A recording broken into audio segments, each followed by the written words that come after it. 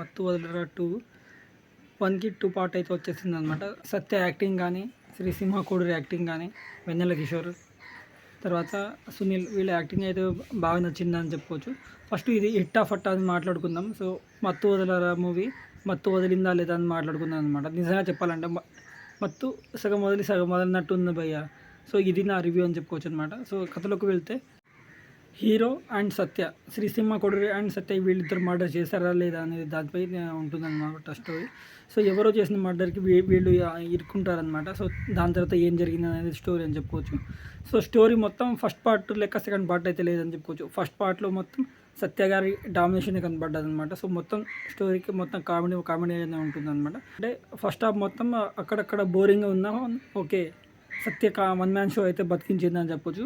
So first half లెక్కనే second half అంత రాసుకోలేదు director Riteish Rana కొంచెం హార్డ్ వర్క్ చేయాల్సిందనమాట. సో స్టోరీలో అంటే కామెడీనే ప్రధానంగా చూసుకున్నారు. స్టోరీ లైన్ ఇంకా బాగుంటే పార్ట్ 1 అయితే పార్ట్ 2 బీట్ చేసేదని చెప్పుకోవచ్చు అనమాట. దానికంటే ఎక్కువ కలెక్షన్ కూడా రావచ్చు.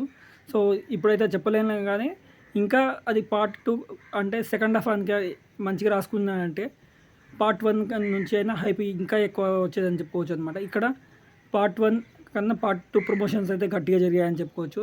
మన ప్రభాస్ గారు కూడా ఇది ప్రమోషన్ చేశారని చెప్పుకోవచ్చు అనమాట. మత్తు వదలరా 2 ట్రైలర్ రిలీజ్ ప్రభాస్ చేశారనమాట. దాంతో కూడా హైప్ వచ్చిందని చెప్పవచ్చు. ఇక చాలా ఎక్స్పర్ట్స్ ఉన్నాయి. సో ఫరియా అబ్దుల్లా కూడా తన పరిలో తాను మెప్పించారని చెప్పుకోవచ్చు అనమాట. సో ఓవరాల్గా సత్య వన్ మ్యాన్ షోనే ఈ మూవీ అని చెప్పుకోవచ్చు. ఫరియా అబ్దుల్లా అయితే టాప్ నాచ్ అని చెప్పుకోవచ్చు అనమాట. సో నాకు ఎలా అనిపించింది, కాళభైరవ మ్యూజిక్ అయితే బాగుంది. సో బీజిఎం కానీ మ్యూజిక్ కానీ చాలా బాగుందని చెప్పుకోవచ్చు. ఓవరాల్గా నా రేటింగ్ వచ్చేసి 3 భయ్య. మీకు ఎలా అనిపించిందో కామెంట్ చేయండి.